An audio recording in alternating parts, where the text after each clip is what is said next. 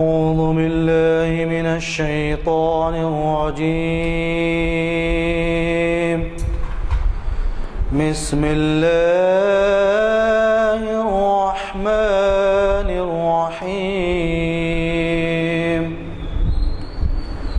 أرأيت الذي يكذب بالدين فذلك الذي يدع اليتيم ولا يحض على طعام المسكين فويل للمصلين الذين هم عن صلاتهم ساهون الذين هم يراءون ويمنعون الماعون. صدق الله العظيم. السلام علیکم حضرات. اعلامیہ نمبر 422 آپ کے ہاتھ میں ہے، جس کا چوتھا آئٹم آج 5 مارچ 2012 عیسوی مطابق 11 ربیع الاخر 1433 ہجری بروز پیر بعد نماز عصر ہم شریعت انفارمیشن سروس کی 435ویں نشست میں کانفرنس ہال جامع مسجد عالیہ میں یکجا ہے، اور آج کے مقرر آپ کے جانے پہچانے مقرر ہیں حافظ محمد اسحاق کمال قادری صاحب. ہمیں استفادے کا موقع دے رہے ہیں ایک بہت ہی اہم عنوان سے، اور وہ عنوان جیسے کہ آپ واقف ہیں، لعنت کے اسباب اسلام کی نظر میں. ابھی قاری محمد مرتضیٰ صاحب کے خوش الہام خراج سے اس محفل کا، اس نشست کا آغاز ہوا ہے، اور ہمیں یقین ہے کہ ہمیشہ کی طرح حافظ صاحب عنوان کے ساتھ انصاف کریں گے. اس کے وجہ یہ بھی ہے کہ وہ کافی تیاری سے آتے ہیں، اور ہمیشہ ان کی کوشش یہی رہتی ہے کہ درجہ کو کوزے میں بند کریں، لیکن ہمیں ہماری مجبوریاں اوقات کی پابند کرتی ہیں کہ مغرب کے اذان سے 5-10 منٹ پہلے ہم خطاب کو ختم کریں تاکہ لوگوں کو وضو کرنے کا موقع ملے، یا جو راستے میں نماز پڑھنا چاہتے ہیں گھر واپس ہونے کے وہ واپس ہو سکیں. بہرحال اللہ کا شکر ہے کہ آج کی ہماری یہ محفل 435ویں نشست ہے.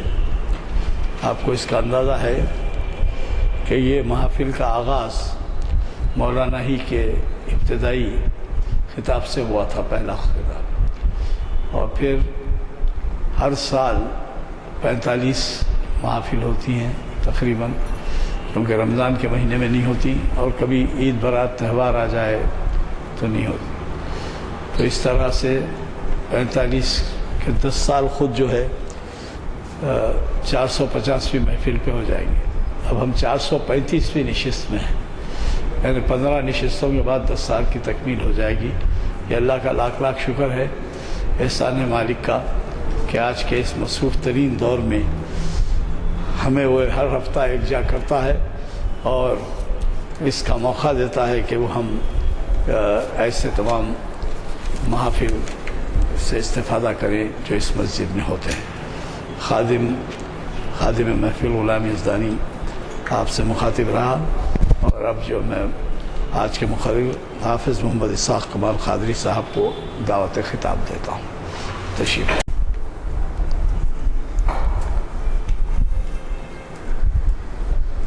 السلام علیکم ورحمۃ اللہ وبرکاتہ. بسم اللہ الرحمن الرحیم.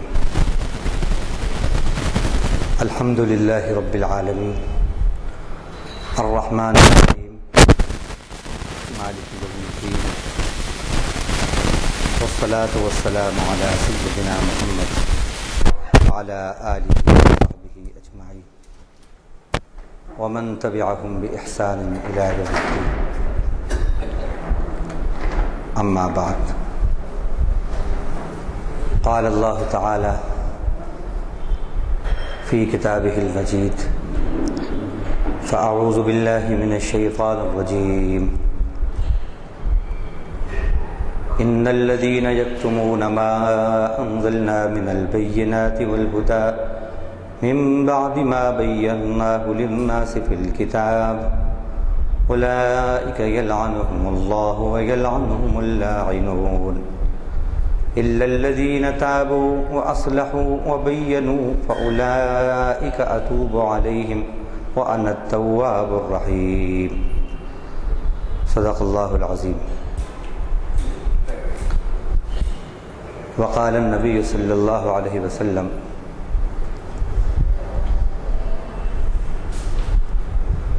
من رأى منكم منكرا فليغيره بيده فإن لم يستطع فبلسانه فإن لم يستطع فبقلبه وذلك أضعف الإيمان.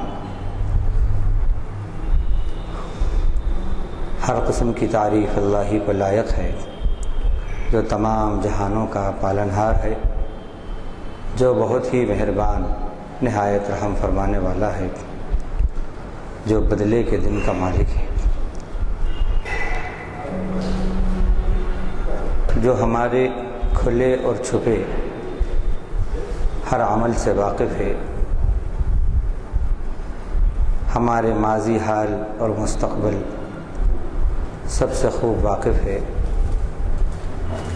ہم نے جو سوچا، جو کیا، جو سوچ رہے ہیں، کر رہے ہیں، جو سوچیں گے، کریں گے، ان تمام باتوں سے وہ واقف ہے.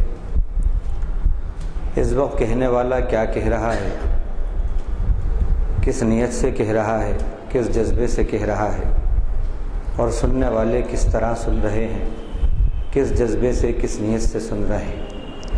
کہنے والا بعد میں اپنے کیے کے مطابق عمل کرے گا یا نہیں، سننے والے جو سن رہے ہیں اس کے مطابق بعد میں عمل کریں گے یا نہیں، اس کی بھی اس کو خبر ہے. دل کی ہر دھڑکن وہ عطا کر رہا ہے، اس لیے اس سے وہ خوب واقف بھی ہے. ایسی بے مثال ہستی کے درود اور سلام ہوں اس کے آخری نبی حضرت محمد مصطفیٰ صلی اللہ علیہ وسلم پر، ان کی آل پر، ان کی اولاد پر، ان کے ازواج پر، ان کے اصحاب پر، اور آپ کے ان تمام متبعین امتیوں پر جنہوں نے آپ کے طریق کی پیروی کی اور قیامت تک آپ کے طریق کی پیروی کرتے رہیں گے. حمد و صلات کے بعد آج کے خطاب کے لیے جس عنوان کا انتخاب ہم نے کیا ہے وہ ہے لعنت کے اسباب اسلام کی نظر میں. لعنت رحمت کا اپوزٹ ورڈ ہے. لعنت رحمت کا اینٹونیم ہے، اپوزٹ ورڈ، جس کے معنی ہوتے ہیں البعد عن رحمت اللہ، اللہ کی رحمت سے دوری، اور رحمت کے معنی ہوتے ہیں اللہ کی محبت سے قربت، اللہ کے پسند سے قربت. ہر وہ عمل جو خدا کو ناپسند ہے اور جو خدا کی رحمان کی پسند ہے وہ شیطان کی ناپسند ہے، اور ہر وہ عمل جو رحمان کی ناپسند ہے وہ شیطان کی پسند ہے. یعنی اللہ کی لائکنگز شیطان کی ڈس لائکنگس اور اللہ کی ڈس لائکنگس شیطان کی لائکنگس، اور جو عمل بھی خدا کی نافرمانی والا ہے اس عمل کی بیکنگ شیطان کرتا ہے،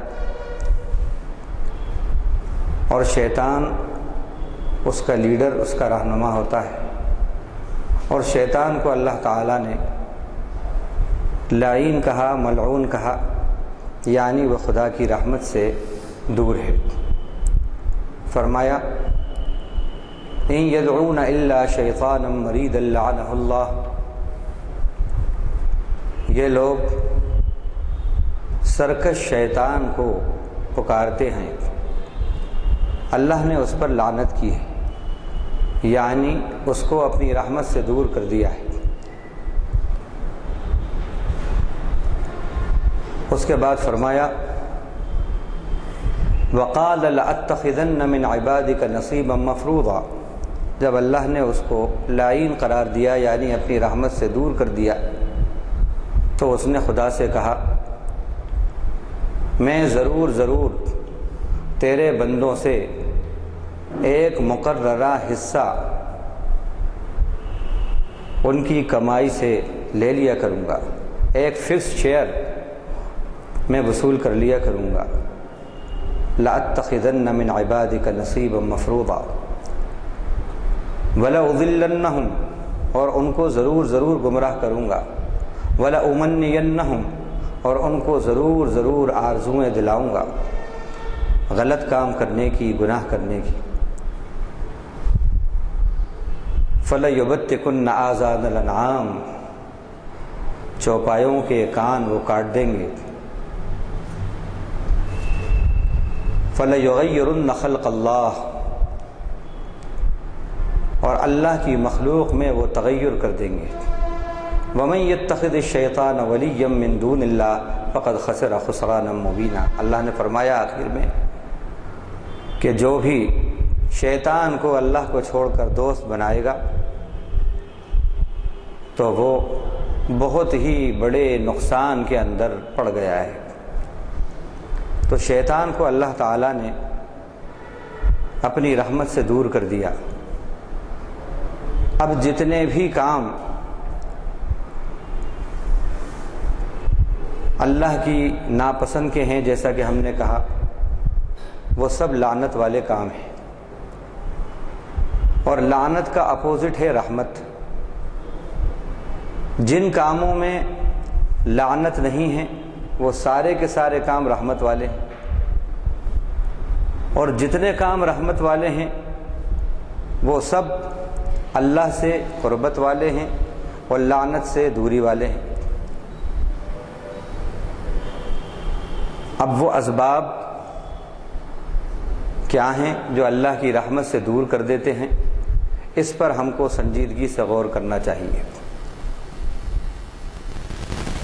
ہم ارادی طور پر نہیں بلکہ غیر ارادی طور پر کبھی ایسے کام کرتے ہیں کہ ہم سمجھتے ہیں کہ وہ کام بڑے اچھے ہیں، لیکن حقیقت میں وہ کام خدا کی رحمت سے دور کرنے والے ہوتے ہیں، اس میں خدا کی لعنت ہوتی ہے، یعنی اللہ کی طرف سے رحمت سے دوری ہوتی ہے۔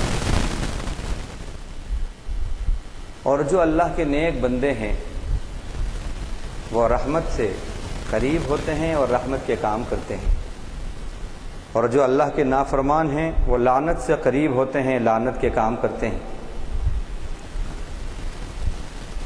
اللہ کے نیک بندے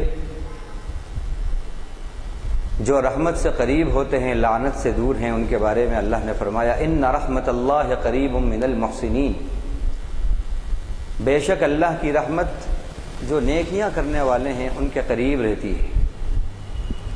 نیکیاں اللہ کی رحمت سے قریب کرتے ہیں۔ اب اس کا اپوزٹ کیا ہوا؟ جہاں گناہ ہوں گے تو اللہ کی رحمت سے دوری ہوگی، اور اللہ کی رحمت سے دوری کا مطلب لعنت سے قربت ہوگی۔ اسی طرح فرمایا الذین آمنوا المؤمنون والمؤمنات بعضهم اولیاء بعض یأمرون بالمعروف وینہون عن المنکر ویقیمون الصلاۃ ویؤتون الزکاۃ وَيُطِيعُونَ اللَّهَ وَرَسُولَهُ أُولَٰئِكَ سَيَرْحَمُهُمُ اللَّهُ۔ مومن مرد اور مومن عورتیں ایک دوسرے کے مددگار ہیں، ایک دوسرے کا پارٹ ہیں، ایک دوسرے کا جز ہیں۔ ان کی صفات کیا ہیں؟ بھلائی کا یہ حکم کرتے ہیں، برائی سے روکتے ہیں، نماز کو قائم کرتے ہیں، زکوٰۃ ادا کرتے ہیں، اور اللہ اور اس کے رسول کی بات کو مانتے ہیں، حکم کو مانتے ہیں۔ یہی وہ لوگ ہیں کہ جن کے اوپر ضرور اللہ رحمت کریں گے۔ یہ رحمت کے اسباب ہیں ایمان، اچھے عمل، نماز کو پڑھنا نہیں بلکہ نماز کو قائم کرنا، غریبوں کے ساتھ ہمدردی کرنا، اللہ اور اس کے رسول کی فرما برداری کرنا۔ یہ وہ اعمال ہیں جو بندے کو اللہ کی رحمت کے سائے میں رکھتے ہیں، اور بندہ ان اعمال کے ذریعے لعنت سے دور رہتا ہے۔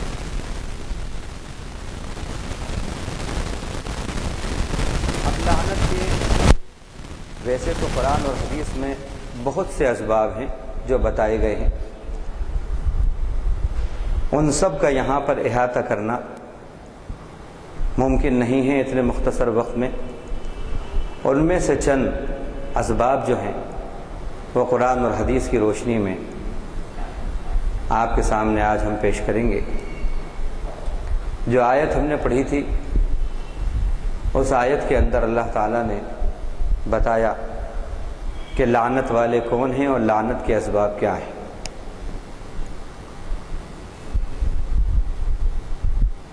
یہ آیت سورہ بقرہ کی 159 نمبر کی آیت ہے۔ اس کا ترجمہ ہے، بے شک وہ لوگ اللہ نے جو دین اتارا ہے، جو واضح آیتیں، واضح ہدایت کی باتیں اتاری ہیں، اور جو ہدایت اتاری ہے لوگوں کے لیے اس کو واضح کرنے کے بعد جو اس کو چھپاتے ہیں، یعنی لوگوں کو وہ نہیں بتاتے، حق کو، صداقت کو، سچائی کو لوگوں تک نہیں پہنچاتے، جبکہ ہم نے اس کو واضح کر دیا ہے سب لوگوں کے لیے۔ جو ہدایت کی باتوں کو چھپاتے ہیں، واضح جو دلائل ہیں اس کو چھپاتے ہیں، یہ وہ لوگ ہیں اولئک یلعنہم اللہ، کہ انہی پر اللہ تعالی لعنت فرماتا ہے۔ اللہ نے کتاب کے اندر جو باتیں واضح کر دی ہیں، جو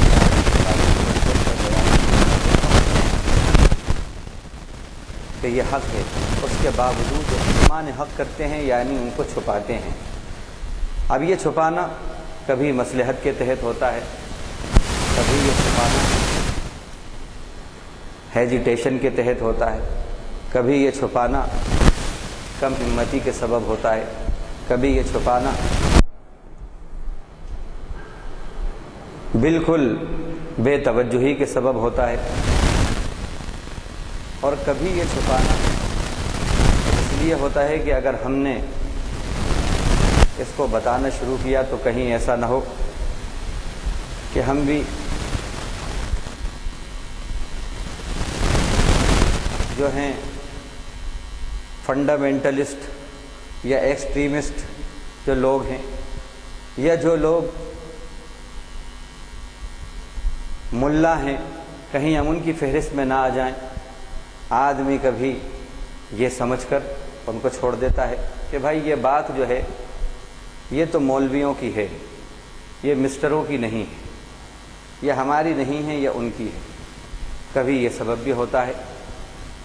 بہرحال جو بھی اسباب ہوں، اگر حق آپ کو معلوم ہے اور اللہ کی پسند آپ کو معلوم ہے، اگر آپ اس کو چھپا رہے ہیں، اللہ نے حکم دیا اس کو بتا دیا، اس حق کی اور صداقت کی اور ہدایت کی بات کو اللہ کے بندوں تک پہنچانے کا اگر آپ اس کو چھپا رہے ہیں تو یقیناً اللہ فرما رہا ہے کہ آپ لعنت کے مستحق قرار پا رہے ہیں، یعنی آپ رحمت سے دور ہو رہے ہیں۔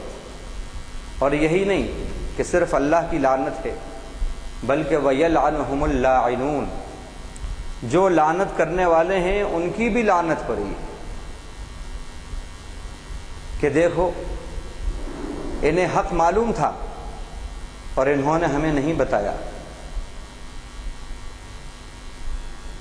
اب وہ جس حق پہ نہ چلنے کی وجہ سے گمراہی میں مبتلا ہوں گے، گویا ان کی گمراہی کا اضافہ بھی ایک سبب سے ان کے اوپر لعنت بھیجنے کا سبب ہے۔ وَيَلْعَنُهُمُ اللاعنون إِلَّا الَّذِينَ تَابُوا وَأَصْلَحُوا وَبَيَّنُوا فَأُولَٰئِكَ أَتُوبُ عَلَيْهِمْ وَأَنَا التَّوَّابُ الرَّحِيمُ۔ ہاں وہ لوگ جنہوں نے توبہ کر لی، یعنی جنہوں نے یہ حق کو چھپانے کی بات کو چھوڑ دیا اور حق کی بات کو، اللہ کے پیغام کو اللہ کے بندوں تک پہنچایا اور اپنی اصلاح کر لی انہوں نے، اور واضح کیا انہوں نے اللہ نے جو بتایا تھا، یہی لوگ وہ ہیں جن کی توبہ اللہ سے۔ اب اس میں بہت اہم بات جو ہے وہ یہ کہ ہم جس کو نہیں سمجھتے کہ یہ بھی لعنت کا سبب ہے، اللہ نے اس کو کہا کہ یہ لعنت کا سبب ہے۔ حق کی بات کو چھپانا، اور حق میں سب سے بڑا حق جو ہے وہ لا الہ الا اللہ محمد الرسول اللہ ہے۔ اظہار حق، دعوت الی اللہ۔ جو لوگ حق کو عام کرنے کے بجائے حق کو چھپا رہے ہیں، یقیناً وہ اللہ کی رحمت سے دور ہو رہے ہیں۔ کیا وجہ ہے آج کہ 58 ملک رکھنے کے باوجود ہمارا پولیٹیکل ویٹ کیوں نہیں ہے؟ کیوں نہیں ہے؟ وجہ کیا ہے؟ وہ اسباب کیا ہیں؟ کیا سبب ہے جس کی وجہ سے ہماری یہ حالت ہے؟ ہم غور کریں تو ہمیں یہ بات معلوم ہوتی ہے کہ دور اول کے مسلمان جو تھے اللہ کے نبی صلی اللہ علیہ وسلم کے زمانے میں، ان کے یہاں پر ایسا نہیں تھا کہ مسلمانوں کا کوئی ایک طبقہ بس دعوت الی اللہ کو اور اظہار حق کو اپنا مشن بنائے ہوئے ہو، اور باقی جو دوسرا طبقہ ہے بس وہ دنیا کے لیے وقف تھا۔ ایسا نہیں تھا۔ جو مسلمان تھا وہ داعی تھا، وہ حق کا اظہار کر رہا تھا۔ اسی سبب سے اللہ تعالیٰ نے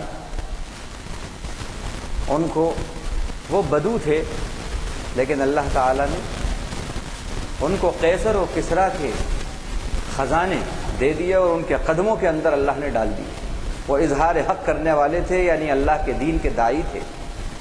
آج معاملہ ہم دیکھیں تو یہ ہو رہا ہے، بالکل آپ سے تجربے کے ساتھ اور پورے مشاہدے کے ساتھ یہ بات کہہ رہا ہوں، اور آپ خود بھی اس کا جائزہ لے سکتے ہیں کہ ہماری قوم کے اندر تقریباً 95% وہ لوگ ہیں جو دعوت الی اللہ کو، اظہار حق کو، یعنی اسلام کو اللہ کے ان بندوں تک جو اس سے ناواقف ہیں پہنچانے میں اپنا کام نہیں سمجھتے، اپنا مشن نہیں سمجھتے۔ صرف ایک 5% طبقہ مسلمانوں کا ایسا ہوگا جو اس کو اپنا مشن بنائے ہوئے ہے، جو اس کو اپنا مشن سمجھتا ہے۔ یہ بالکل حقیقت ہے۔ ایک طبقہ یہ سمجھتا ہے کہ ہم تو مسٹر ہیں، یہ کام ہمارا نہیں ہے، ہم آفیشیل لائن کے لوگ ہیں، ہم پالیٹکس کی لائن کے لوگ ہیں، ہم بزنس کی لائن کے لوگ ہیں، اور ہم فلاں فیلڈ کے ہیں، ہم فلاں فیلڈ کے ہیں۔ بھائی یہ کام ہمارا نہیں ہے، یہ کام مولوی صاحب کا ہے، حافظ صاحب کا ہے، مرشد صاحب کا ہے، عالم صاحب کا ہے، یہ ان کا کام ہے۔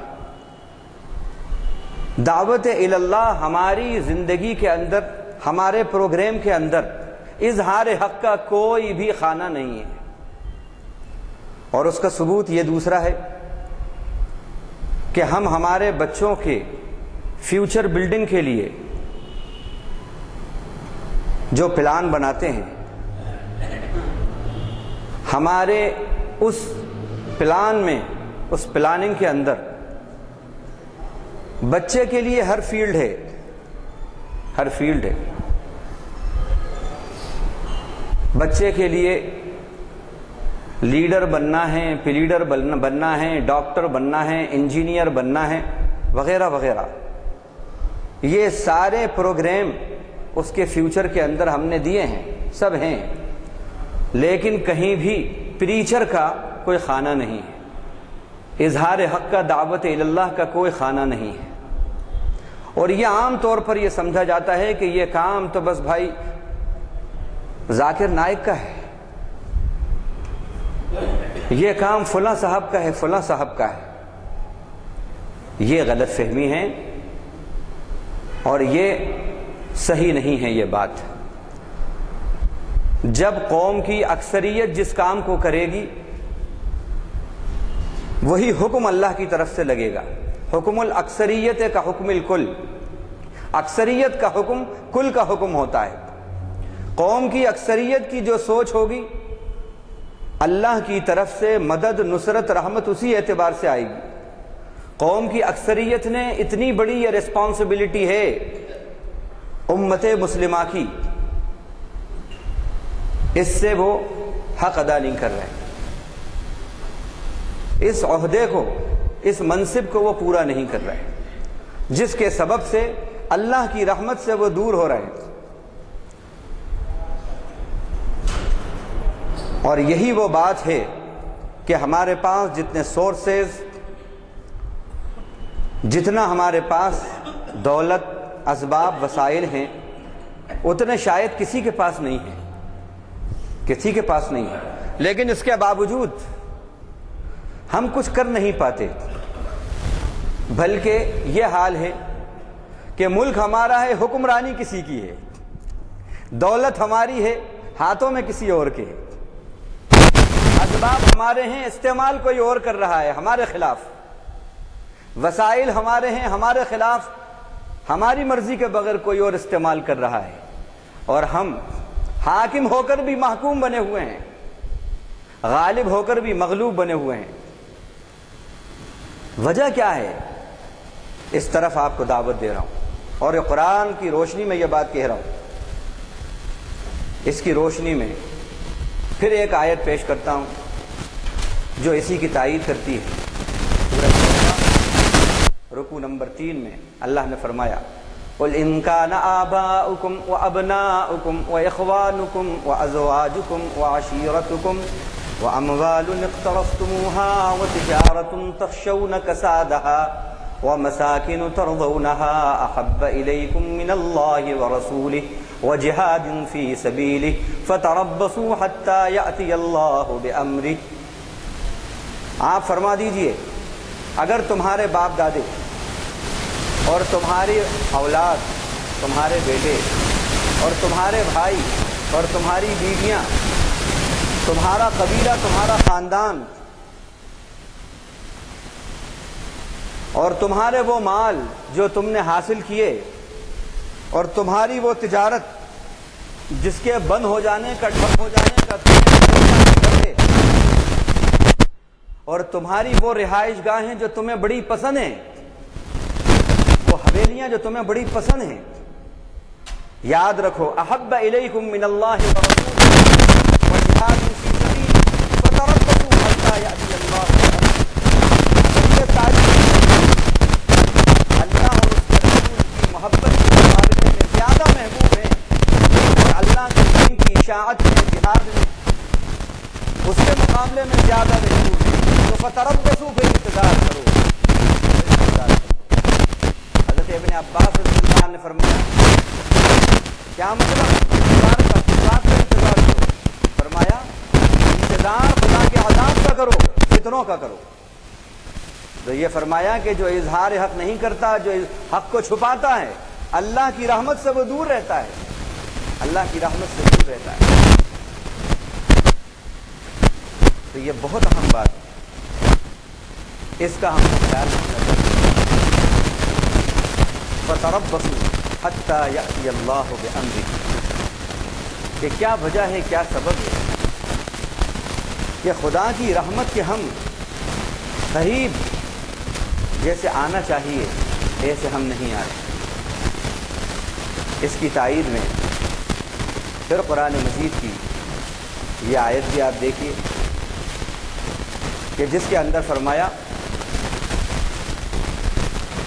وَأَنفِقُوا فِي سَبِيلِ اللَّهِ وَلَا تُلْقُوا بِأَيْدِيكُمْ إِلَى التَّهْلُكَةِ وَأَحْسِنُوا إِنَّ اللَّهَ يُحِبُّ الْمُحْسِنِينَ۔ اس آیت کے شان نزول میں یہ بات آتی ہے کہ حضرت ابو ایوب انصاری رضی اللہ عنہ جو میزبان رسول صلی اللہ علیہ وسلم سب سے پہلے میزبان مدینے کے میزبان رسول حضرت ابو ایوب انصاری رضی اللہ عنہ، آپ صلی اللہ علیہ وسلم انہی کے گھر کے اندر سب سے پہلے اترے۔ وہ کہتے ہیں کہ یہ آیت ہمارے بارے میں اتری جس کا ترجمہ ہے اللہ کے راستے کے اندر خرچ کرو اور اپنے آپ کو ہلاکت میں مت ڈالو، اور احسان کرو، نیکی کرو، بے شک اللہ تعالیٰ نیکیاں کرنے والوں کو پسند کرتا ہے، دوست رکھتا ہے، محبت کرتا ہے ان سے۔ وہ کہتے ہیں یہ آیت ہمارے بارے میں اتری۔ کیا مطلب؟ پھر بتاتے ہیں کہ جب اللہ تعالیٰ نے اسلام کو نصرت دے دی اور مکہ فتح ہو گیا اور برائت الناس یدخلون فی دین اللہ افواجا، لوگوں نے دیکھ لیا اذا جاء نصر اللہ والفتح، کہ جب اللہ کی مدد آئی اور دیکھا کہ جوق در جوق لوگ اسلام میں داخل ہو رہے ہیں، تو اب ہمارے اندر ذرا اطمینان آ گیا۔ ہم نے یہ سوچا کہ اب اللہ کے دین کی اشاعت اور جہاد کے اندر، یعنی اللہ کے دین کی اشاعت میں، جہاد کیا ہے؟ اللہ کے کلمے کو بلند کرنے اور اشاعت حق اور اظہار حق کا نام ہے، وہ ایک مہم ہے۔ تو انہوں نے سوچا کہ اب ہم حسب سہولت اس کے اندر اپنا حق جو ہے، اپنا رول جو ہے وہ ادا کر دیا کریں گے، نبھا دیا کریں گے۔ ذرا سا تساہل ہماری سوچ کے اندر آ گیا، فوراً آیت اتری اللہ کے راستے کے اندر، یعنی جہاد کے اندر، یعنی اسلام کی اشاعت کے اندر جیسی کوششیں کاوشیں کر رہے ہو اظہار حق کی برابر کرتے رہو، اور اپنے آپ کو ہلاکت میں نہ ڈالو اپنے ہاتھوں۔ کیا مطلب ہے اب سمجھیے آپ، یعنی تمہاری دولت کا وہ حصہ جو اللہ کے دین کی اشاعت میں لگ رہا ہے، اظہار حق میں لگ رہا ہے، اشاعت دین میں لگ رہا ہے، اگر تم نے اس میں کوتاہی کی تو سمجھ لو کہ یہ تمہاری ہلاکت ہوگی، اور اس ہلاکت کو تم اپنے ہاتھوں دعوت دو۔ آج آپ غور کرو، اللہ تعالیٰ نے الحمدللہ ہمیں سورسفل اور فورسفل بھی بنایا، اسباب وسائل بھی ہمارے پاس خوب ہیں، لیکن ہماری کا منہ کتنا اظہار حق اور اشاعت دین کے لیے کھلتا ہے، کتنا اس کے لیے ہمارے پاس ہے۔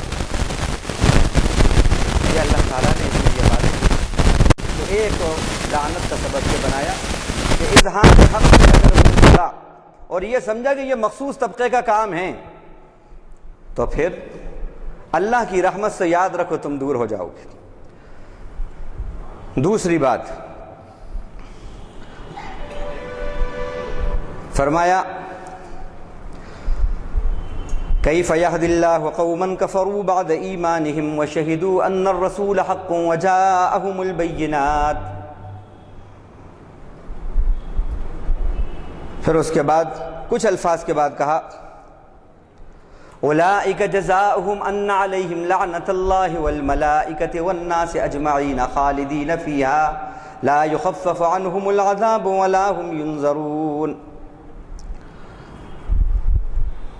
کس طرح ہدایت پائیں گے وہ لوگ جنہوں نے نافرمانی کی ان کے ایمان کے بعد، ایمان لانے کے بعد نافرمانی کی۔ وَشَهِدُوا أَنَّ الرَّسُولَ حَقٌّ وَجَاءَهُمُ الْبَيِّنَاتُ، اور انہوں نے اس بات کی گواہی دی کہ رسول حق ہیں، برحق ہیں، اور ان کے پاس دلائل آ چکے ہیں حق کے، اور اللہ تعالیٰ ظالموں کو ہدایت نہیں دیتے۔ یہی وہ لوگ ہیں کہ جو بدلے میں اللہ کی ان پر لعنت ہوگی،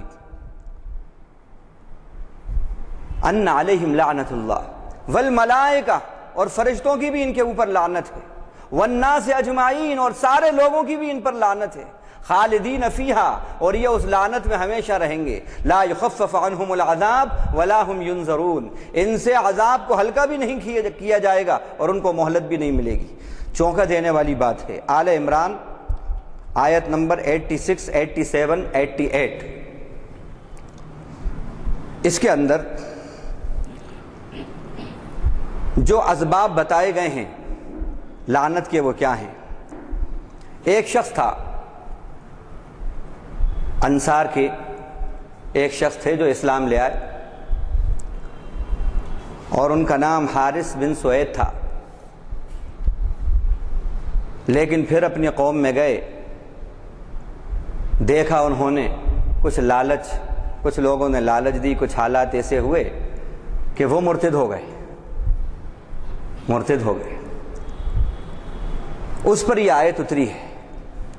ایک صحابی نے ان کو جا کر یہ آیت سنائی اور کہا کہ دیکھو، ایمان لانے کے بعد، ہدایت کو قبول کرنے کے بعد پھر ہدایت کو ریجیکٹ کر دیا، مسترد کر دیا، اور وہی جہالت کے طریقے کو اگر اپنا لیا، اللہ کی لعنت ہوگی تمہارے اوپر، فرشتوں کی لعنت ہوگی اور لوگوں کی لعنت ہوگی۔ اللہ تعالیٰ نے پھر ان کو ہدایت سے نوازا اور انہوں نے کہا کہ بھائی تم سچ کہتے ہو، اللہ سچ کہتے ہیں، رسول بھی سچ کہتے ہیں۔ وہ پھر واپس آ گئے اور انہوں نے سچی توبہ کی اور پھر بعد میں رضی اللہ عنہ ورضوا عنہ بنے۔ تو جو سبب اس میں لعنت کے بتائے ہیں وہ کیا؟ حق کو قبول کرنے کے بعد حق کو ریجیکٹ کر دینا۔ اب یہاں جو میں بتانا چاہ رہا ہوں وہ یہ بات کہ ہم ہندوستان کے اندر ہم یہ دیکھتے ہیں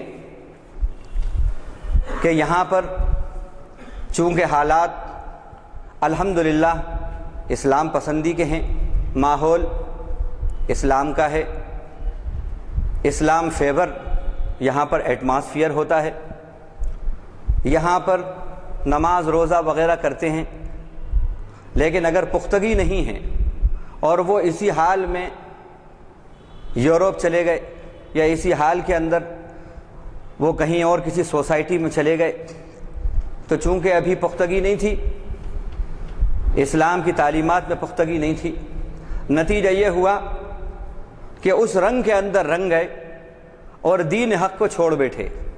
ایسی بہت سی مثالیں ہمارے پاس ہیں۔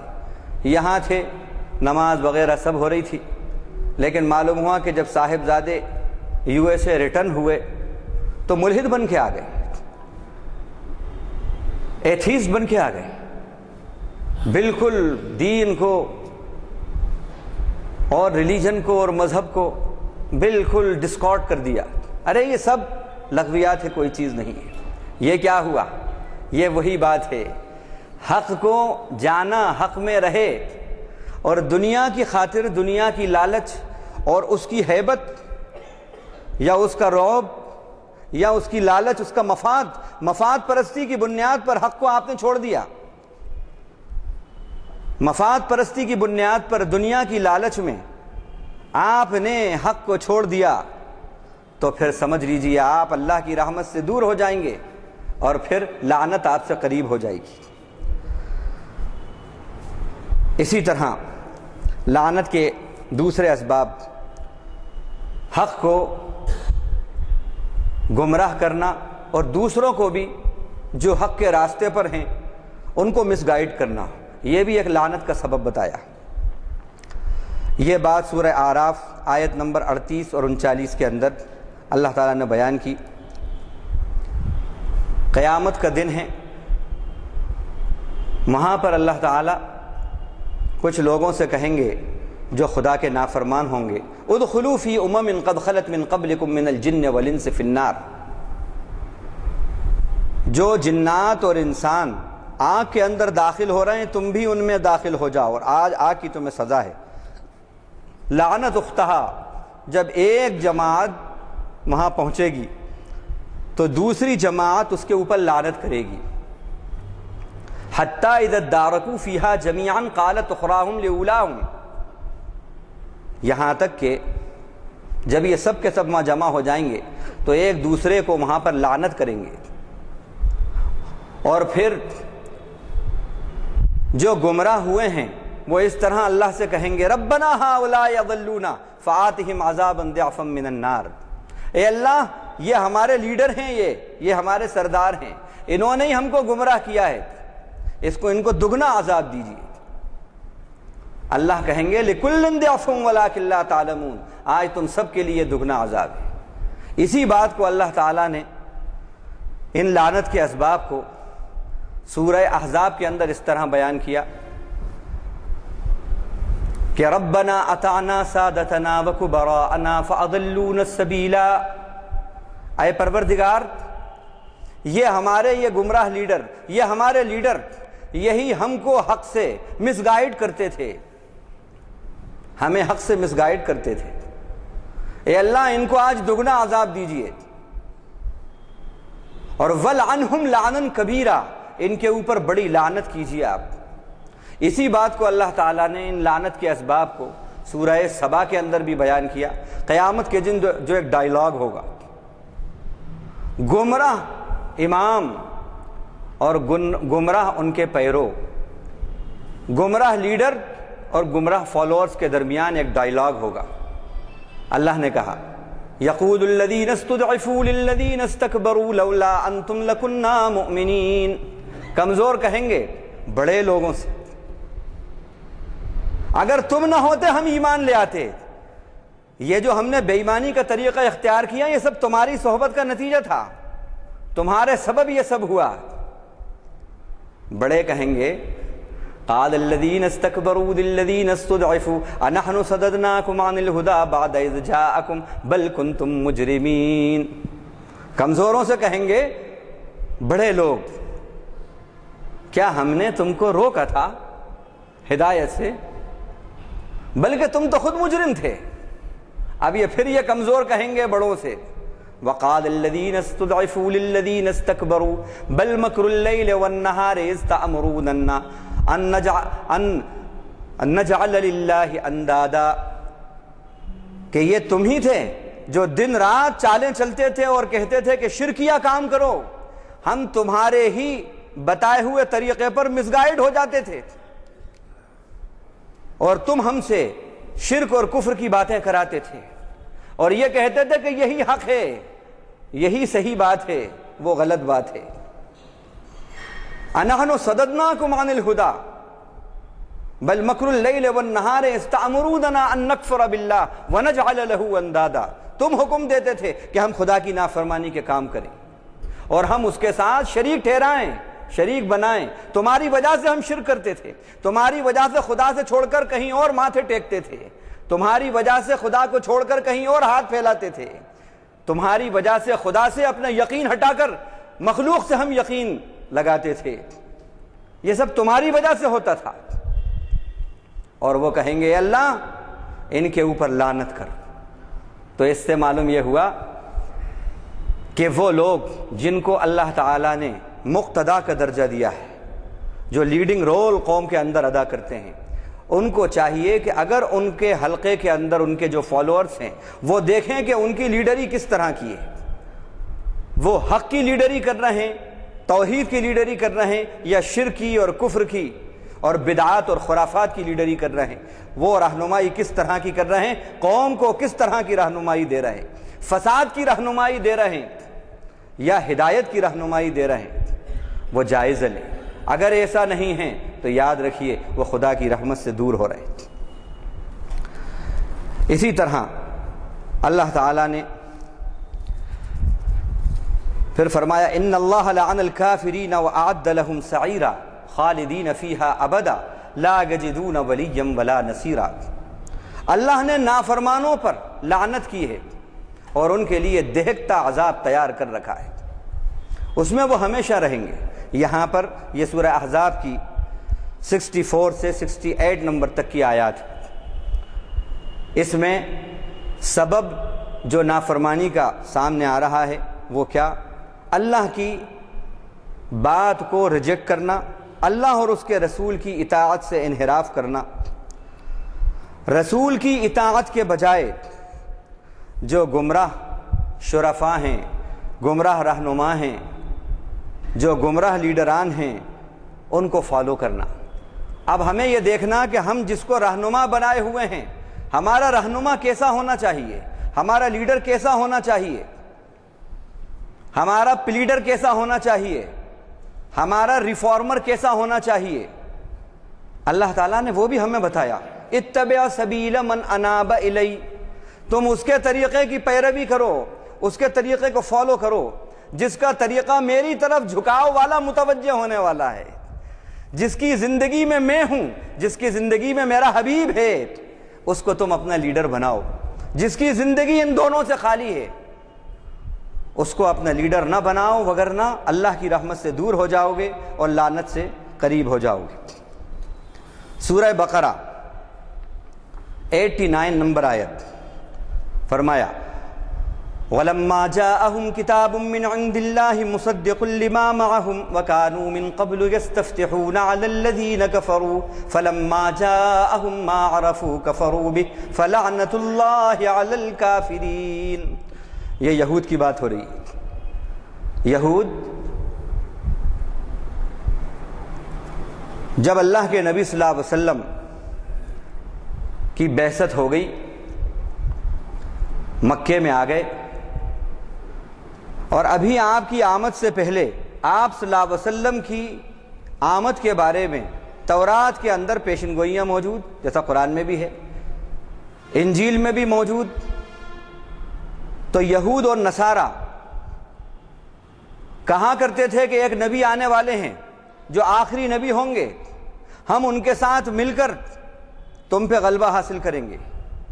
اور مدینے کے جو یہود تھے، جب ان کی لڑائی اوس اور خزرج جو قبیلے تھے وہاں کے انصار کے، جب ان سے ہوتی تو وہ ان کو دھمکاتے تھے، دیکھو ایک نبی آنے والے ہیں جو پورے جگت کے نبی ہوں گے، پوری دنیا کے نبی ہوں گے، ہم ان کے ساتھ مل کر تم پہ غلبہ پائیں گے۔ اور وہ دعا کرتے تھے کہ اس نبی کو بھیج، اے اللہ اس نبی کو بھیج۔ اللہ نے اسی بات کو کہا جب وہ نبی آ گئے، اور وہ پیشن گوئیاں جو کتاب میں بتائی ہیں نبی مکرم صلی اللہ علیہ وسلم کی، جو آخری پیغمبر ہوں گے ان کی یہ پیشن گوئی، یہ ان کی نشانیاں ہیں، وہ ساری نشانیاں آپ صلی اللہ علیہ وسلم میں موجود، وہ دیکھ لی انہوں نے، اس کے باوجود انکار کر دیا۔ کیوں؟ سبب کیا بنا؟ حسدا من عند اللہ۔ سبب کیا بنا؟ یہ ہمارے گروپ کے نہیں ہیں، ہمارے گروپ میں سے نہیں آئے، بنو اسحاق میں سے نہیں آئے، بنو اسماعیل میں سے آئے ہیں یہ۔ اگر ہمارے گروپ میں سے آتے تو ہم ان کو قبول کر لیتے، ایکسیپٹ کر لیتے۔ اللہ تعالیٰ نے یہی بات کہی کہ جب ان کے پاس اللہ کے پاس سے کتاب آئی جو تصدیق کرتی ہے اس کی، جو ان کے پاس ہے نبی کی پیشن گوئیاں جو موجود ہیں، وہ بتا رہی ہیں یہ کتاب یعنی قرآن مجید، دیکھو اس میں جو لکھا ہے وہ وہی ہے جو تمہارے پاس ہے، جس نبی کی آمد کے بارے میں اس میں لکھا ہے تمہاری کتاب میں وہ نبی آ گئے ہیں۔ اس سے پہلے وہ فتح مانگتے تھے کافروں کے مقابلے میں، فلما جاءہم ما عرفوا کفروا بہ، لیکن جب وہ فتح آ گئے نبی صلی اللہ علیہ وسلم ان کے پاس تو انہوں نے پہچانا نہیں۔ اللہ کی لعنت ہو ایسے نافرمانوں پر۔ اب یہاں غور طلب بات ہے، لعنت کے اسباب کیا ہیں؟ حق واضح ہونے کے بعد، سمجھ جانے کے بعد کہ یہ حق ہے، یہ سچ ہے، اس کے باوجود دنیا کی لالچ میں، حسد میں حق کا انکار کر دینا، نبی کو رہنما جاننے کے باوجود پھر نہیں ماننا، یہ لعنت کے اسباب ہیں، یعنی رحمت سے دوری۔ اب یہود کی ایک بات اور بہت اہم بتاؤں آپ کو، چونکہ ان کی کتاب میں نبی کی پیشن گوئیاں موجود تھی تو نبی کو وہ خوب جانتے تھے کہ یہی ہے آخری نبی، لیکن اتنا جاننے کے باوجود اور ایسا جانتے تھے کہ قرآن مجید نے کہا کہ الذین آتیناہم الکتاب یعرفونہ کما یعرفون ابناءہم، جن کو ہم نے کتاب دی ہے وہ ایسے پہچانتے ہیں محمد صلی اللہ علیہ وسلم کو جیسے اپنی اولاد کو پہچانتے ہیں۔ اب اولاد کو ماں باپ سے زیادہ کوئی نہیں پہچانتا۔ ماں باپ کو معلوم ہے میرا بیٹا کس بات سے خوش ہوتا ہے، کس بات سے ناراض ہوتا ہے، کون سا رنگ اس کو پسند ہے، کون سی غذا اس کو پسند ہے، ہاں سب معلوم رہتا ہے۔ میرے بیٹے کے جسم پر کہاں کون سا تل ہے، کیا ہے، سب معلوم رہتا ہے ماں باپ کو، ایسے پہچانتے ہیں۔ اللہ تعالیٰ نے کہا یہ یہود و نصارہ نبی کو ایسا جانتے ہیں، ایسا پہچانتے ہیں جیسے اپنی اولاد کو، لیکن اس کے باوجود اللہ نے کہا اولئک علیہم لعنت اللہ، ان کے اوپر اللہ کی لعنت ہے، وغضب علیہ، اور ان کے اوپر خدا کا غضب ہے، وجعل منہم القردہ، اور ان میں سے بہت سے بندر بنا دیے گئے، وجعل منہم خنازیر، سور بنا دیے گئے۔ کیوں کہا؟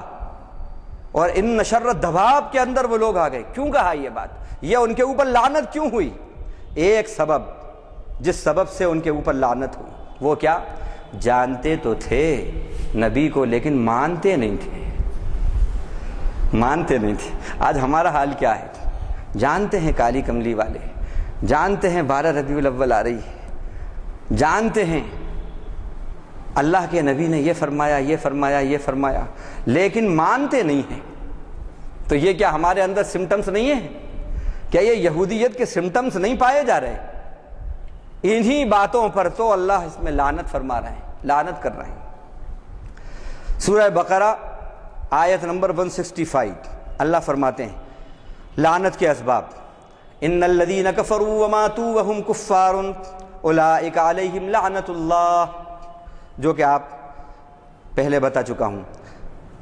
نساء آیت نمبر 47 یا ایھا الذین اوتوا الکتاب آمنوا بما نزلنا مصدقا لما من، اے ایمان والوں، اے وہ لوگ جن کو کتاب دی گئی، آمنوا بما نزلنا مصدقا لما من قبل ان نطمس وجوہا فنردها على ادبارها او نلعنهم كما لعنا اصحاب السبت وكان امر اللہ مفعولا۔ یہ چونکا دینے والی آیت ہے یہ۔ او اہل کتاب، ایمان لاؤ اس پر جو ہم نے تمہاری طرف کتاب اتاری ہے،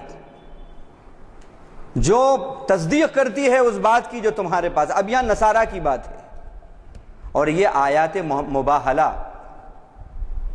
کہلاتی ہے۔ اس کے اندر بتایا کہ یہ آیت مباہلہ کیا ہے۔ نجران کا ایک وفد جو ہے وہ نبی صلی اللہ علیہ وسلم کے پاس آیا، عیسائیوں کا، غالباً 70 لوگ تھے اس کے اندر، اور یہ سب بڑے بڑے پاسچرز تھے، ان میں بشپ تھے، وہ سب آئے اور آ کر نبی صلی اللہ علیہ وسلم سے مباحثہ کرنے لگے، بحث مباحثہ کرنے لگے کہ عیسیٰ جو ہیں وہ اللہ کے بیٹے ہیں، اللہ کے بیٹے ہیں۔ اللہ کے نبی کہتے تھے نہیں، وہ اللہ کے رسول ہیں۔ اس پر بحث مباحثہ کرنے لگے۔ اس پر اللہ کے نبی نے کہا ٹھیک ہے، ہم اور تم کل کا دن مقرر کر لیتے ہیں، کل تم بھی آ جاؤ میدان میں، ہم بھی میدان میں آ جاتے ہیں، تم بھی اپنے اہل و عیال کو لے آؤ، ہم بھی اپنے اہل و عیال کو لے آتے ہیں۔ جو آگے آیت آ رہی ہے اس میں حکم دیا ہے ندعو ابناءنا وابناءکم ونساءنا ونساءکم وانفسنا وانفسکم ثم نبتہل فنجعل لعنت اللہ علی الکاذبین۔ ہم بھی ہماری اولاد کو بلاتے ہیں، تم بھی بلاؤ، پھر میدان میں جمع ہوتے ہیں۔ ہم بھی عورتوں کو ہماری بلاتے ہیں، تم بھی بلاؤ، اور پھر سب میدان میں جمع ہو کر پھر ہم اس طرح دعا کریں گے کہ جو جھوٹا ہے اس کے اوپر خدا کی لعنت ہو، جو جھوٹا ہے اس پر خدا کی لعنت ہو۔ اللہ کے نبی نے یہ جو چیلنج دیا ان کو، نصارہ کو، ٹائیں فش کا کل آ جاؤ۔ اب آپس کے اندر یہ لوگ گئے، آپ نے تو مقرر کر دیا وقت اور کہہ دیا ہم آئیں گے۔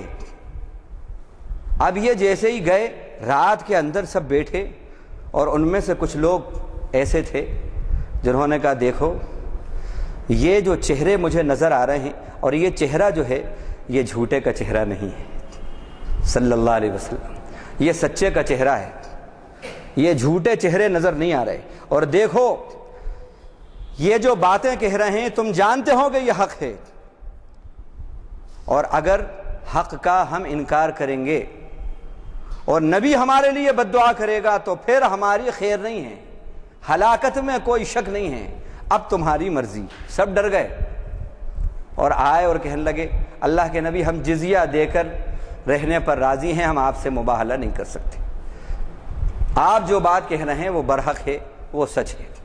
تو یہاں پر اللہ نے کہا لعنت اللہ علی الکاذبین، سن لو جھوٹوں پر اللہ کی لعنت ہے۔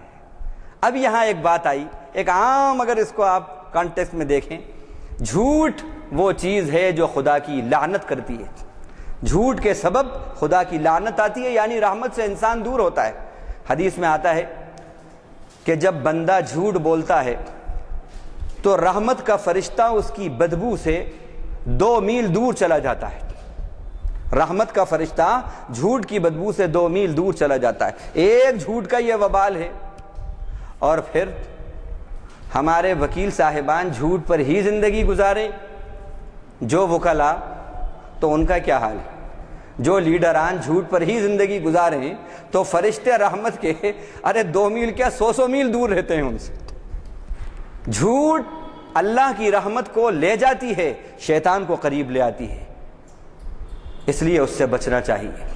اللہ نے کہا یا الذین آمنوا اتقوا اللہ وکونوا مع الصادقین، او ایمان والوں اللہ سے ڈرو اور سچوں کے ساتھی ہو جاؤ۔ الصدق ینجی والکذب یہلک، سچ نجات دیتی ہے، جھوٹ ہلاک کر دیتی ہے، جھوٹ برباد کر دیتی ہے۔ کیوں؟ اس لیے کہ سچوں کے ساتھ اللہ ہوتا ہے، اور جس کے ساتھ اللہ ہوتا ہے وہ کبھی ہارتا نہیں ہے، اس کو شکست نہیں ہوتی۔ تو یہ بھی اس سے بھی ہم ڈرنا چاہیے، ہمیں بچنا چاہیے۔ اسی طرح آگے بات ہوتی ہے، اب یہ بات آ رہی ہے جادو، شرک، تعویذ گنڈے، عملیات، کفر اور شرک، سپرسٹیشنز، توہمات، یہ سب باتیں بھی اسباب لعنت کے اسباب ہیں، جو میں قرآن کی آیت کی روشنی میں آپ سے بتا رہا ہوں، کہہ رہا ہوں۔ سورہ نساء آیت نمبر 51-52، أَلَمْ تَرَ إِلَى الَّذِينَ أُوتُوا نَصِيبًا مِّنَ الْكِتَابِ يُؤْمِنُونَ بِالْجِبْتِ وَالطَّاغُوتِ وَيَقُولُونَ لِلَّذِينَ كَفَرُوا هَؤُلَاءِ أَهْدَىٰ مِنَ الَّذِينَ آمَنُوا سَبِيلًا أُولَٰئِكَ الَّذِينَ لَعَنَهُمُ اللَّهُ وَمَن يَلْعَنِ اللَّهُ فَلَن تَجِدَ لَهُ نَصِيرًا۔ اللہ فرما رہے کیا آپ نے دیکھا نہیں ان لوگوں کو جن کو کتاب سے حصہ دیا تھا، یعنی یہ بھی اہل کتاب کی بات ہے۔ ان لوگوں کا حال یہ ہے کہ ان کو کتاب ملی، اللہ کی کتاب تورات اور انجیل ان کو دی گئی، لیکن ان کا حال یہ ہے کہ یہ شرک پر، کفر پر، جادو پر یقین رکھتے ہیں۔ یؤمنون بالجبت والطاغوت، اور شیطان کی باتوں پر یقین کرتے ہیں، اور وَيَقُولُونَ لِلَّذِينَ كَفَرُوا هَؤُلَاءِ أَهْدَىٰ مِنَ الَّذِينَ آمَنُوا سَبِيلًا، اور اتنے آگے نکل جاتے ہیں دنیا کے مفادات حاصل کرنے کے لیے کہ کافروں کو دیکھتے ہیں کہ یہ اکثریت میں ہیں، یہ سورس والے ہیں، فورس والے ہیں، اور مسلمان ابھی اتنے سورس والے، فورس والے نہیں ہیں، تو ان کی سرخروئی حاصل کرنے کے لیے یہ کہہ دیتے ہیں کہ نہیں، مومنین جو ہیں یہ کافروں کے مقابلے میں گمراہ ہیں، اور یہ جو ہیں کافر یہ بے شک ان کے مقابلے میں بہت اہدا سبیلا، بہت ہی راستے کے اعتبار سے صحیح راستے والے ہیں۔ یہ کیسی زبردست بات ہے۔ اللہ نے کہا یہ وہ لوگ ہیں کہ ان کے اوپر اللہ کی لعنت ہے۔ اب یہاں غور طلب بات ہے، ذرا غور کرنے کی بات ہے کہ حق کبھی ایسا ہوتا ہے کہ ہم یہ سمجھتے ہیں کہ یہ سامنے والوں کی دو کی جنگ جو ہے، دو کی لڑائی جو ہے، ایک اس میں کمزور ہے، دوسرا طاقتور ہے، ایسا ہوتا ہے کبھی۔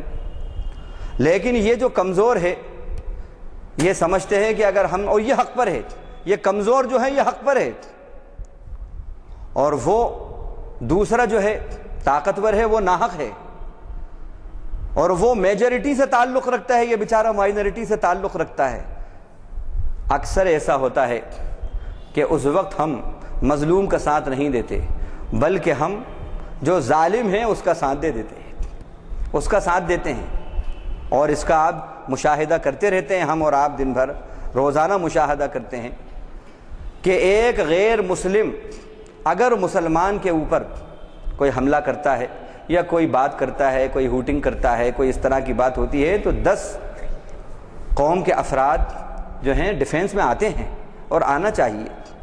لیکن اگر ایک مسلمان پر ظلم کر رہا ہے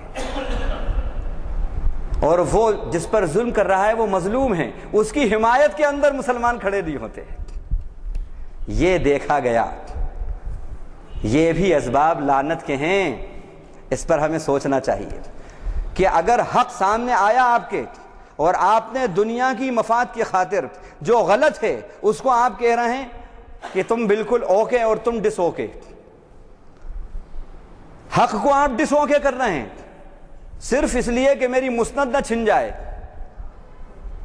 میری یہ گدی نہ چلی جائے، میرا مفاد کریش نہ ہو جائے. اگر ایسا کر رہے تو یقین جانیے یہ بھی لعنت کے اسباب ہیں، یہ بھی لعنت کے اسباب ہیں. اور اللہ کے نبی صلی اللہ علیہ وسلم نے فرمایا کہ اب یہاں پر کہا کہ یہ وہ لوگ ہیں کہ جو ایمان والوں کا انکار کرتے ہیں، حق کا انکار کرتے ہیں، لیکن جادوگر کے پاس جاتے ہیں، اس کی بات پر یقین کر لیتے ہیں، شیطانی جو باتیں ہیں ان کا یقین کر لیتے ہیں.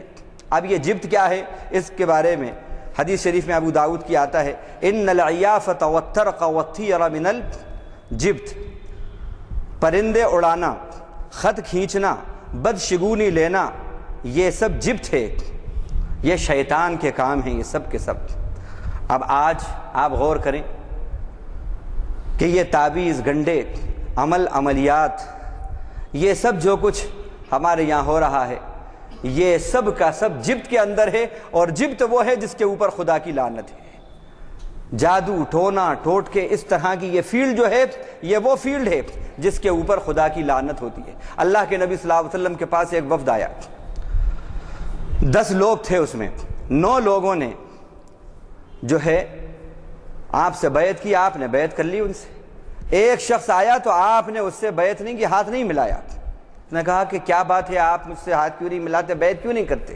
آپ نے کہا تمہارے گلے کے اندر یہ تعویذ لٹکا ہوا ہے، جب تک یہ رہے گا میں بیعت نہیں کروں گا. اس نے اس تعویذ کو نکالا اور نکال کے پھینک دیا. پھر اس کے بعد آپ صلی اللہ علیہ وسلم نے اس سے بیعت کی، ہاتھ ملایا اس سے اور بیعت کی، اور فرمایا کہ التمیمۃ من الشرک، تعویذ جو ہے یہ شرک ہے. من تعلق تمیمۃ فقد اشرک، ابو داؤد کی یہ حدیث ہے. جس نے گلے کے اندر مونگا لٹکایا، تعویذ لٹکایا، اس نے شرک کیا. اب آپ غور کریں، آج ہماری بہنیں، ہماری مائیں بہنیں کہاں کہاں جا رہی ہیں. اخبار کے اندر دیکھتے ہیں تو حیران ہو جاتے ہیں. مندر کے اندر گھنٹہ بجا رہی ہیں، مندر کے اندر سجدہ کر رہی ہیں، مندر کے اندر چڑھاوے چڑھا رہی ہیں، برقعے کے اندر. اللہ اکبر. غیر مسلم کے پاس، تانترک کے پاس جا رہی ہیں، اور 4 اولاد ہیں اس سے، 4 اولاد ہیں اس سے، اسی شہر حیدرآباد کے اندر. یہ کیا ہے؟ آپ نہیں روکیں گے تو یاد رکھیے، اسی آخری حدیث پہ بات ختم کریں گے.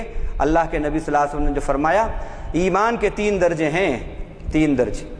من رآ منکم منکرا فلیغیرہ بیدہ فإن لم یستطع فبلسانہ فإن لم یستطع فبقلبہ وذلک اضعف الایمان. جو تم میں سے برائی کو دیکھے اسے چاہیے کہ وہ اپنے ہاتھ سے روک دے، بدل دے اس کو.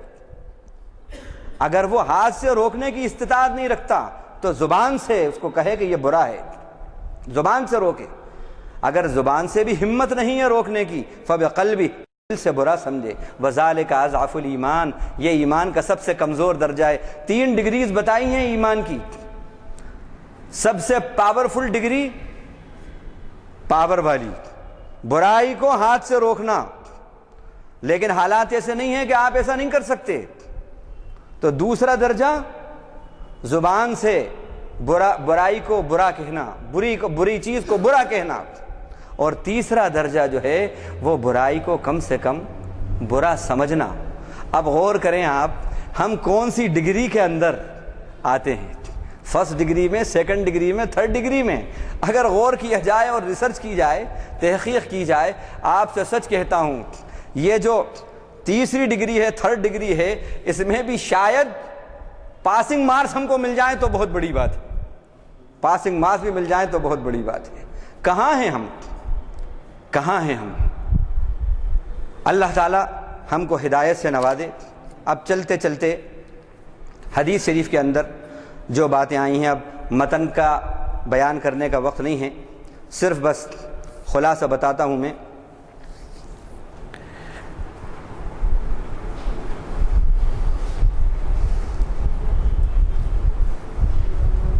آپ صلی اللہ علیہ وسلم، حضرت برا بن عازب رضی اللہ عنہ کہتے ہیں ہم نبی صلی اللہ علیہ وسلم کے ساتھ ایک جنازے میں تھے، وہ جنازہ کافر کا جنازہ تھا، اس کے دونوں آنکھوں کے درمیان اللہ کی طرف سے فرشتے مار رہے تھے۔ ابن کثیر رحمۃ اللہ علیہ نے اس کو نقل کیا ہے جلد 2 صفحہ 174 174 پر، اور اس کو آپ صلی اللہ علیہ وسلم نے فرمایا کہ اس وقت اس کو سزا ہو رہی ہے اور جن اور انسانوں کو چھوڑ کر سب اس کی آواز کو سن رہے ہیں۔ یہی ہے وہ بات، پھر یہ کہہ کر آپ نے یہ آیت پڑھی اولئک یلعنہم اللہ ویلعنہم اللاعنون، یہ وہ لوگ ہیں کہ جو خدا کی نافرمانی کی حالت میں مرتے ہیں، ایمان لے کر ساتھ نہیں جاتے، تو پھر ان کے اوپر اللہ کی لعنت ہوتی ہے اور لعنت کرنے والوں کی لعنت ہوتی ہے۔ اسی طرح اسباب لعنت کے اندر آپ نے فرمایا آکل الربا، سود کا کھانے والا، وموکلہ، اور سود کا دینے والا اور سود کا لکھنے والا، سود کے گواہی دینے والا، یہ سب کے سب لعنت کے اندر آ جاتے ہیں، لعنت کے عذاب میں آ جاتے ہیں۔ اس کا بھی ہمیں بہت خیال رکھنا چاہیے، بہت خیال رکھنا چاہیے۔ اچھا، آدمی سود کے سلسلے میں ایک بات بتا دوں آپ کو، انٹرسٹ کے سلسلے میں، ارے مولانا یہ حالات ایسے ہیں صاحب کہ کتنا بچیں، ہو ہی نہیں سکتا صاحب اس کے بغیر۔ ایک بات سن لیجئے، قرآن مجید میں یہ وہ آیتیں ہیں سود سے متعلق کہ اللہ نے فرمایا کہ سود ایسی لعنت ہے، ایسی لعنت ہے کہ تم میں سے اگر فَإِن لَّمْ تَفْعَلُوا فَأْذَنُوا بِحَرْبٍ مِّنَ اللَّهِ وَرَسُولِهِ، اگر تم نہیں چھوڑتے تو اللہ اور اس کے رسول جنگ کے لیے تیار ہو جاؤ۔ کر سکتے ہیں آپ جنگ، کر سکتے ہیں جنگ۔ جو لوگ کہتے ہیں نہیں صاحب ہمیں تو بظاہر بڑا فائدہ نظر آ رہا ہے، لیکن یہ آنکھوں کا دھوکہ ہے۔ کتنے ایسی شہر حیدرآباد کے اندر ایسی حویلیاں ہیں، لوگوں نے مجھے بتایا کہ وہ بڑے بڑے نوابوں کی حویلیاں تھیں، لیکن سودی کاروبار میں نیلام ہو گئیں وہ ان کی حویلیاں، اور وہ اس کو چھوڑا نہیں سکے، حراج ہو گئیں، آکشن ہو گیا ان کا، حراج ہو گئیں۔ اس میں ایک غریب طبقہ جو ہے وہ غریب سے غریب تر ہوتا جاتا ہے، اور امیر طبقہ امیر سے امیر تر ہوتا جاتا ہے، پور سے پوریسٹ ہو جاتا ہے وہ طبقہ۔ اس لیے اللہ کے نبی صلی اللہ علیہ وسلم نے، اور جس سوسائٹی کے اندر آپ یاد رکھیے سود کا کاروبار ہوگا وہاں پر بے برکتی آئے گی۔ اور آج تو اب یہ زمانہ آ گیا، ہم دیکھ رہے ہیں بینک رپٹ ہو رہا ہے، بینک رپٹ ہو رہا ہے، یورپ کی اکنامی تباہ ہو رہی ہے۔ سبب کیا ہے؟ یہی سبب۔ اللہ تعالیٰ سے دعا ہے کہ اللہ تعالیٰ جتنے اسباب لعنت کے اس میں بتائیں، اللہ اپنے کرم سے، اپنے فضل سے ان تمام اسباب سے ہمیں محفوظ رکھے۔ اور اس سب میں سب سے بڑا سود جو آپ صلی اللہ علیہ وسلم فرمایا، جس کو ہم سمجھتے ہی نہیں ہیں، صحابہ سے پوچھا یہ بتاؤ سب سے بڑا سود کیا ہے، تم جانتے ہو؟ صحابہ نے کہا اللہ و رسول عالم۔ آپ نے فرمایا اربر ربا استحلال عرض المسلم، سود میں سب سے بڑا سود خور اور سب سے بڑا سود وہ ہے کہ کسی مسلمان کی بے عزتی کرنا، اس کی عزت سے کھلواڑ کرنا، اس کو سر عام ذلیل کرنا، یہ سود میں سب سے بڑا سود ہے۔ اس کو کون سمجھتا ہے؟ کتنا ہم اس سلسلے کے اندر، گن پوائنٹ کے اوپر ہمارا پہلوان، اس کی زندگی اسی پہ گزرتی ہے، اسی پہ گزرتی ہے۔ اللہ ہمیں محفوظ رکھے۔ المسلم اخو المسلم، مسلم مسلمان کا بھائی ہے، لا یظلمہ ولا یحقرہ ولا یخذل، نہ اس پر ظلم کرے، نہ اس کو رسوا کرے، نہ اس کو حقیر سمجھے۔ اللہ تعالیٰ کہنے والے کو جو کچھ کہا ہے تمام لعنتوں کے اسباب سے اس کو بھی محفوظ رکھے، سننے والے بھائیوں کو بھی تمام لعنت کے اسباب سے ان کو بھی محفوظ رکھے، اور رحمت کے جو اسباب ہیں ان کو اپنانے والا بنائے۔ اپنی رحمت سے اللہ ہمیں قریب کرے، استقامت دے، اور ہمیشہ رحمت کے کام کرنے والا اللہ ہمیں بنائے۔ وآخر دعوانا الحمدللہ۔